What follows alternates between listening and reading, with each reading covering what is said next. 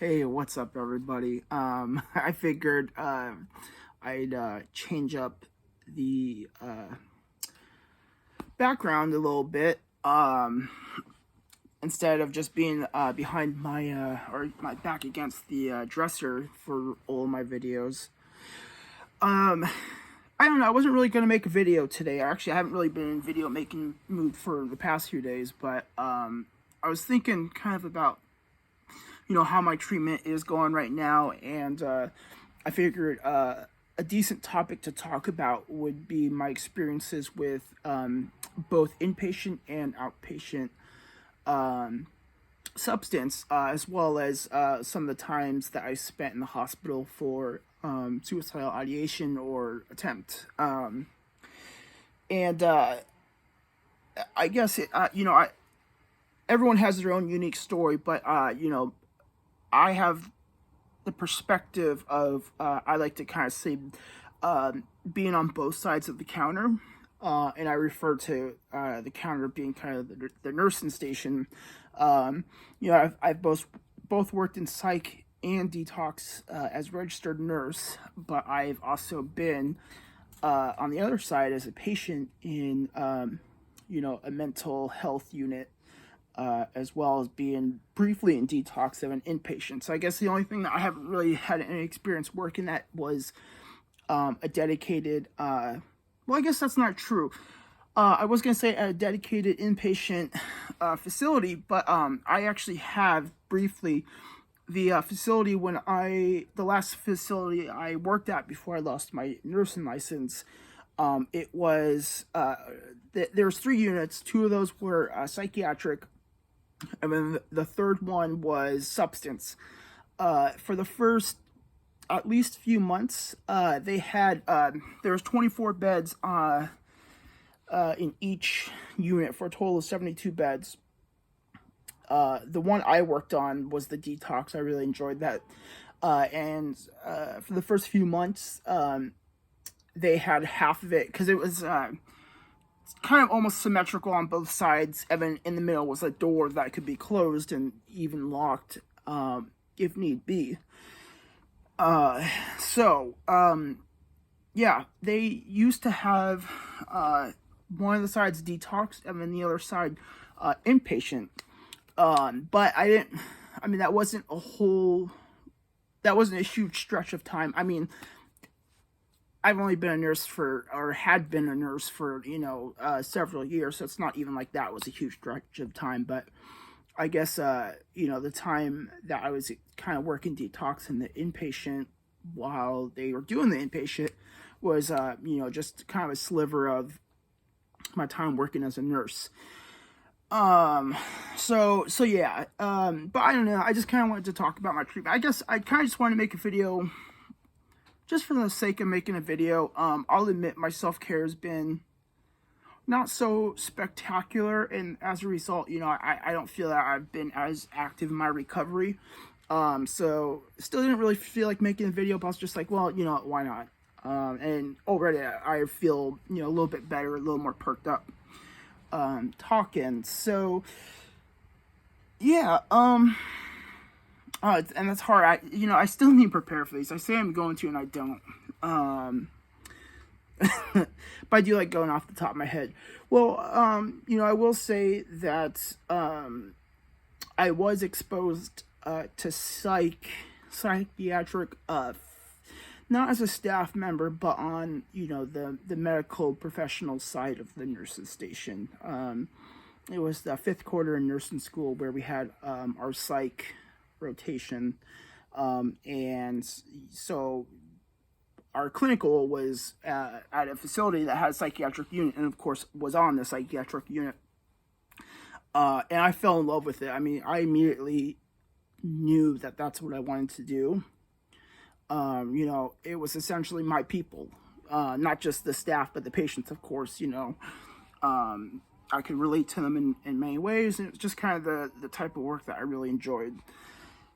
But unfortunately, with that quarter, I was going through a lot of hardship, and that's actually when I had my first, I don't I don't know if I'd even call it an attempt, but just really reckless behavior with taking a bunch of different drugs and medications, with the intent of like at least not caring if I died from it. So because I know myself pretty well, and especially with the substances I took, yeah, it's many of those like can have synergistic effects in terms of respiratory depression.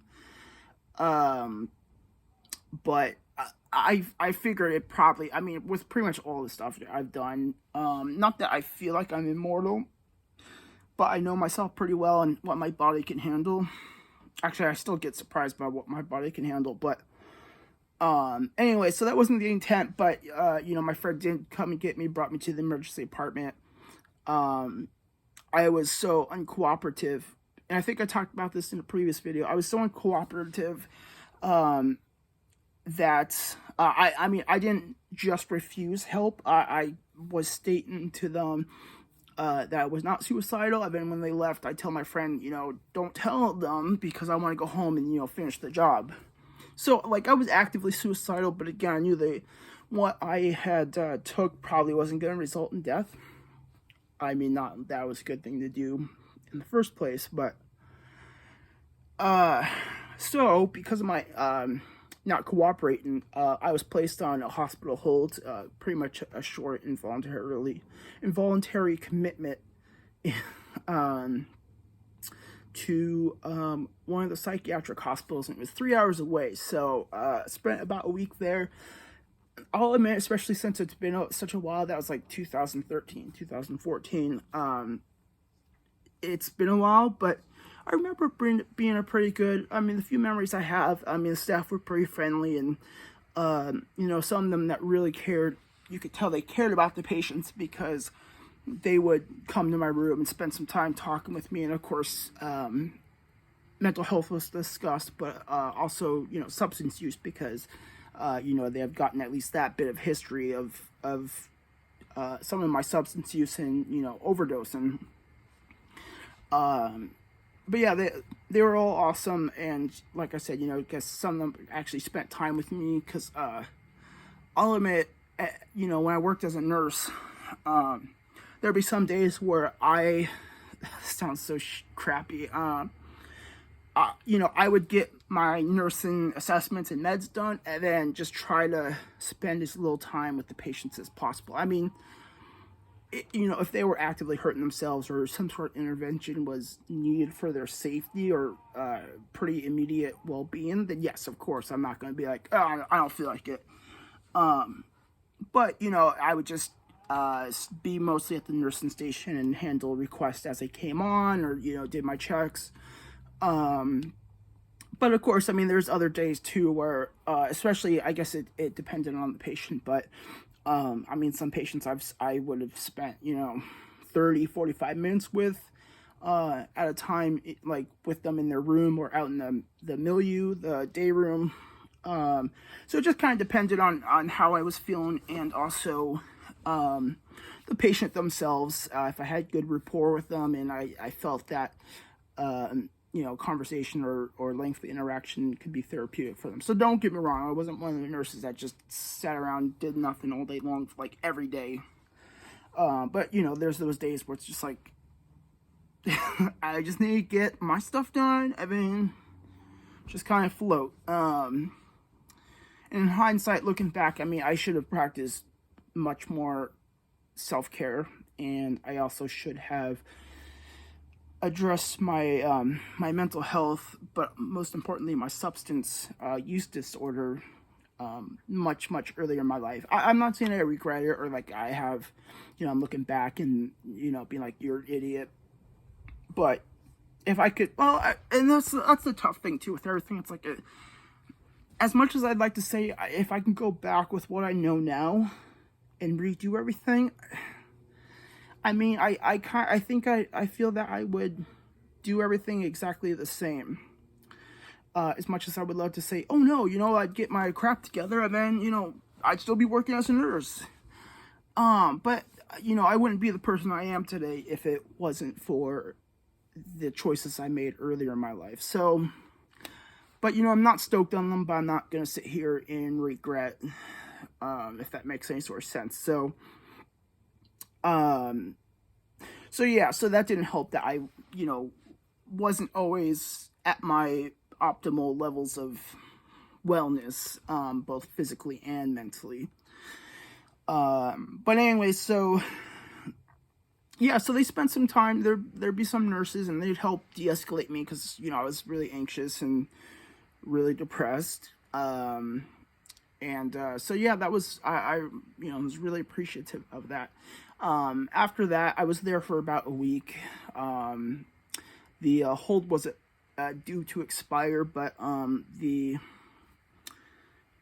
I guess like kind of public defender or like someone that was like legal counsel for myself essentially said that just it would be best for me to voluntarily stay for a few more days and then be discharged rather than to go to the judge and be like, I'm gonna go home, because if that was the case and they ruled that I wasn't safe yet, it would have resulted in a much longer stay. So I stayed for a few days extra, and then my mom flew over from where they live now and picked me up, and her and my brother, who lived in another city in the state, came down, and so both of them helped me find an apartment and just really helped me get a fresh start. So I was able to get back into nursing school. I did another, since I had to withdraw from the first time in that quarter, I redid the psych nursing again, and I still love that. And then for my last quarter, the capstone, I was fortunately able to get into the same hospital, and on one of the different psych units, but still in the same hospital, which I eventually went to work there when I graduated and passed the NCLEX. So I did. That was my first job there. Yeah, I guess I'm just gonna kind of do like a brief overview, because I could spend hours talking about everything and all the different experiences. But yeah, I really enjoyed it. There were stressful times. I mostly worked on the acute psychiatric units.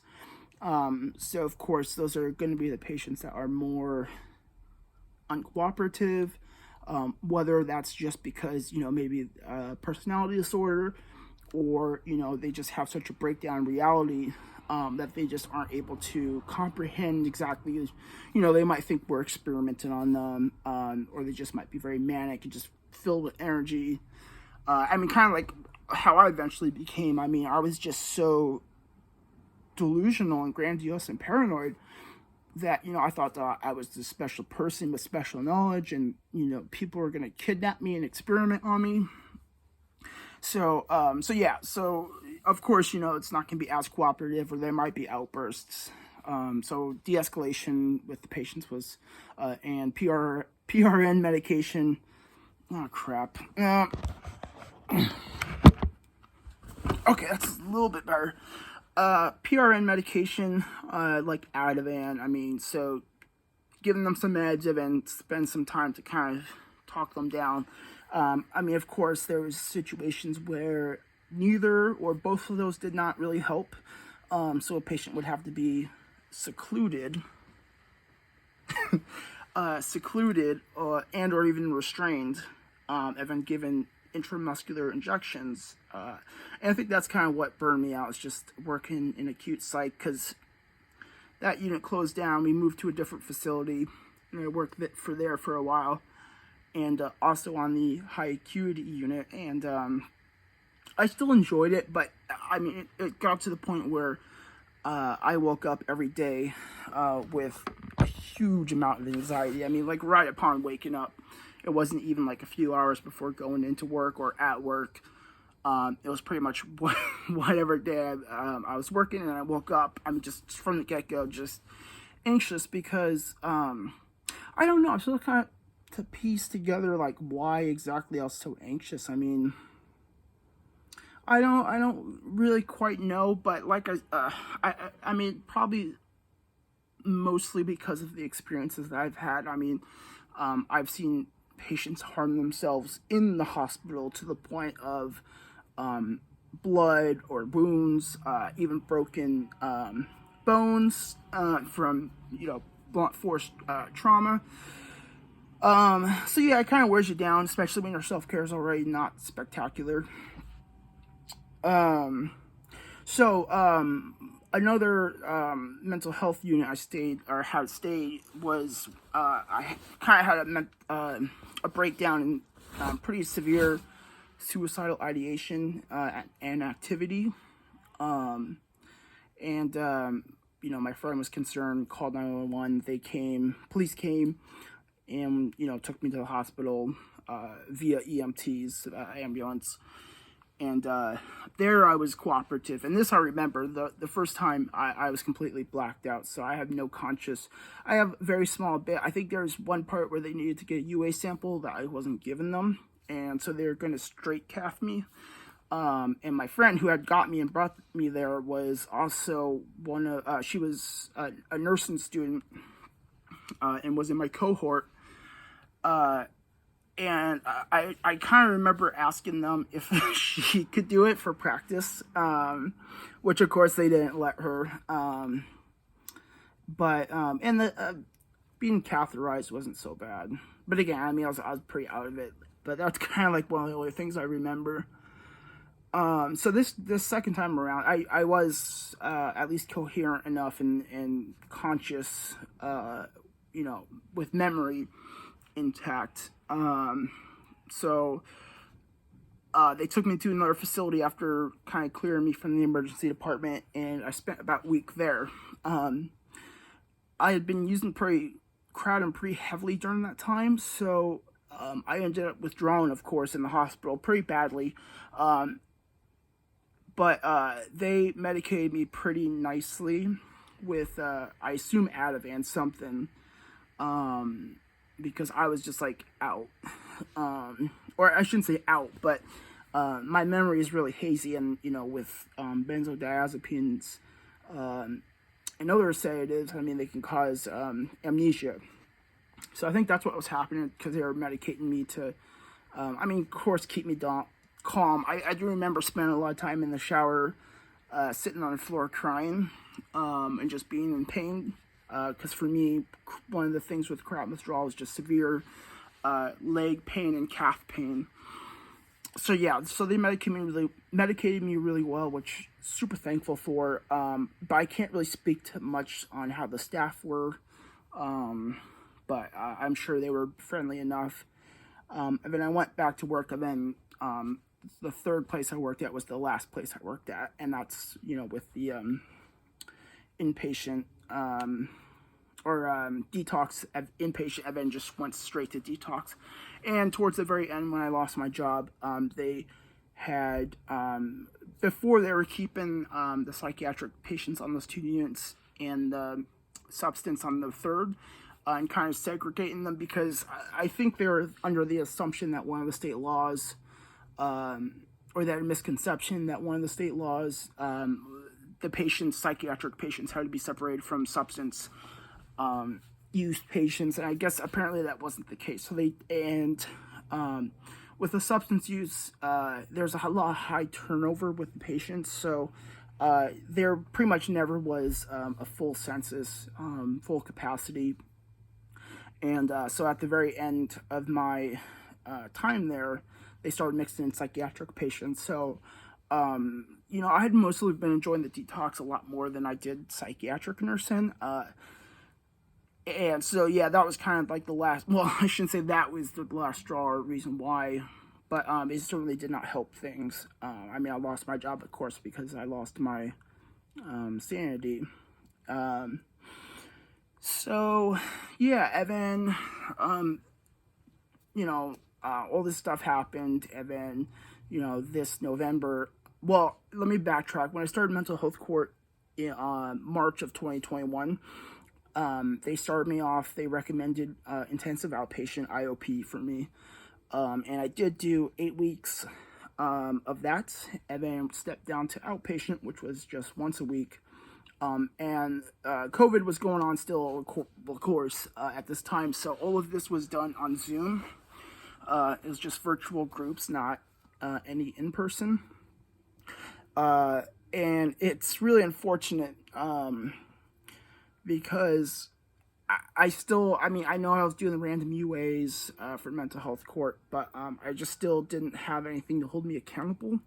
So, I mean, there was even sessions where, I was drinking prior to doing it, going into IOP, or, even doing that and then drinking in the middle of it, turn the camera off, drink a few sips, set the beer, out of camera, turn it back on, or just say I'm going to the bathroom.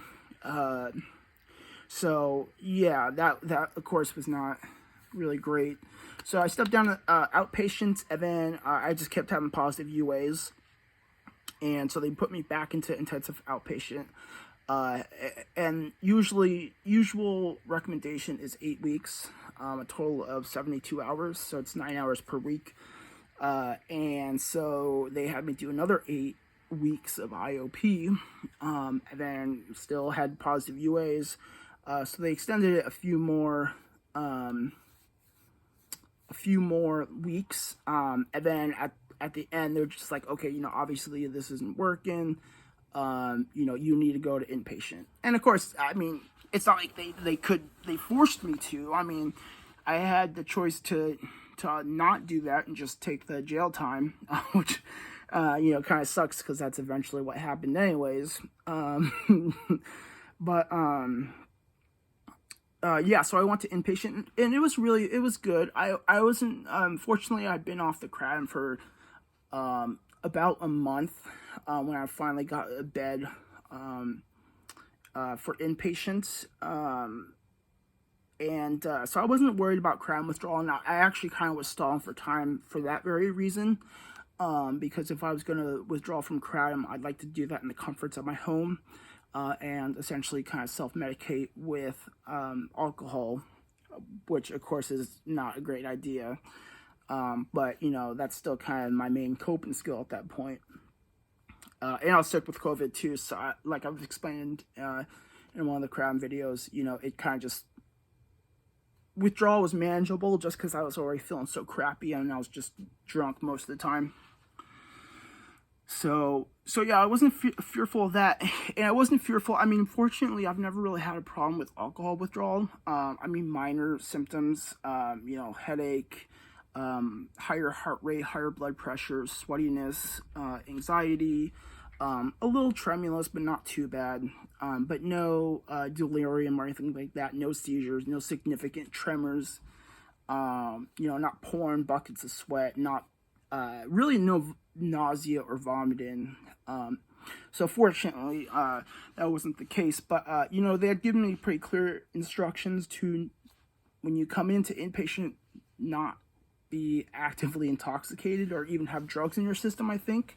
And of course, I was drinking the morning before I went in, and so I passed the drug test, but then they breathalyzed me and they're like, okay, well, you're going to detox, which I'm really thankful that they had a spot in detox and were able to get me into inpatient afterward, because what could have very well had happened was, hey, there's no room in detox, and the policy is that you have to be in detox for at least like a few days before you can go into inpatient, which makes sense because, I mean, there it can be managed more effectively with medication. With alcohol and benzodiazepine withdrawal, it can be fatal. So that makes sense, but I wasn't that worried. But it kind of worked out just because it did still kind of make that transition to sobriety a little easier, because they were keeping me nicely medicated, and I was very thankful for that. So I spent 3 days there, then went into inpatient, and I was there for a total of 4 weeks, 28 days, and it was really good. I really enjoyed it. The first day was incredibly difficult. I mean, the first week was kind of difficult, huge adjustment, but especially the first day.